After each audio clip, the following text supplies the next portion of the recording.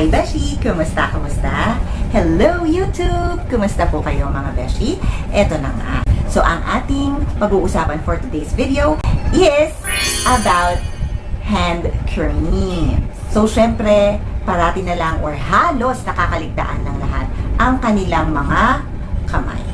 Balidosa ka sa katawan, minsan pati sa mga kuko, pero yung mismong kamay natin, yan, madalas natin siyang nakakaligtaan.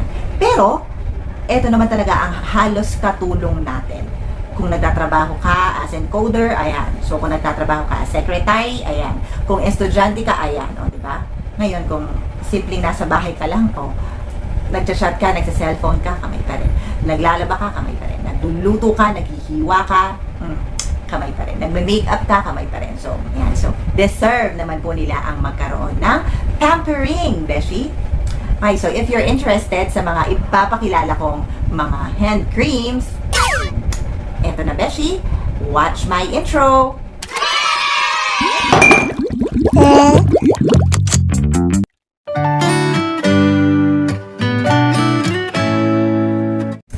Alright, thank you so much for patiently waiting. Okay, oo, kung napapansin niyo yung background ko, ayan. So, ito ay isang fortune plant. Ayan. So, syempre, di ba? Para daw manood kayo, kaya naglagay ako ng fortune plant siya. Ang manonood to. Ang manonood, suswertihin, o, di ba? Ito na nga. So, ipapakilala ko ang mga hand creams na meron ako ngayon. Sobrang dami, ayan. O, di ba? I have lots. Ayan, ay nahulog pa. O, diba? Sobrang dami ng variants na meron ako. So, actually, sa dinami ng mga variants, 1, 2, 3, 4, 5, 6, 7, 8, 9, 10, 11, 12. Actually, I have 14 or 15 variants, if not mistaken. Kasi yung iba, nabigay ko na. Okay. And, gaano nga ba ka-importante ang hand cream? Kailan natin gagamitin ang mga hand cream na yan? So, pwede ba sa akin ang hand cream? Mahal ba ang hand cream? Anong magandang hand cream? So, maraming mga basic questions na ating pwedeng itanong about hand creams.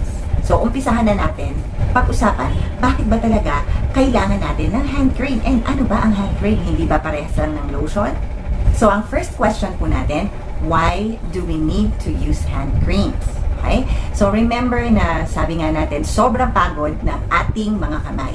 Remember na ang ating face at ang ating mga kamay ay same lang na nangungulubot yan, Beshi. Pero ang face, partida, hindi yan gumagalaw. Wala yan ginagawa. Pero imagine mo yung ating mga kamay na sobrang dami ng ginagawa. So, in short, kailangan po natin, Beshi, na gumamit ng hand cream para mapanatiling moisturized at hindi kulubot at hindi magaspang ang ating mga kamay at palad. So, question number 2. When do I use hand cream? Kapag tayo ay naglaba. Kasi sa simpleng paghuhugas lang natin ng kamay, okay, na-strip off na yan. Yung moisture natin sa ating kamay, talagang sumasama na sa tubig. And we have to replenish the moisture of our hands. Hindi naman siya mahirap i-maintain. So, few cream, few product lang, ayan. And ilagay mo sa iyong kamay, halos maghapon mo na yon. Hindi katulad sa face, talagang i-maintain mo siya ng i-maintain. Ito hindi naman mahirap, Beshi. And huwag natin pagdamutan ng ating mga kamay kasi ito ang mga kasama natin parati. Kaya dapat every time na tayo po ay maghuhugas ng kamay after bagong ligo or before matulog, lalong-lalo na pag naglaba ka, Beshi, ayan. So, hand cream din. Alright, so our next question to answer would be, what's the difference between lotion and hand cream? So, ang hand cream and lotions are both moisturizer and can add elasticity sa ating mga balat. The only difference is medyo mas watery and mas less ang oil content ni lotion versus sa hand cream. Not all hand creams are very thick. Meron din namang medyo malabnaw. Pero yung oil concentration nila is very high compared sa regular lotion. Okay. And medyo magkadugtong ang ating next question dito sa ating question na to. So our next question would be, can I apply hand cream to my whole body? Actually, yes, you could. Pero, ang difference lang, like lotion, pwede rin naman hand cream yung lotion, di ba? Pero mas mabilis kasi siyang matuyo.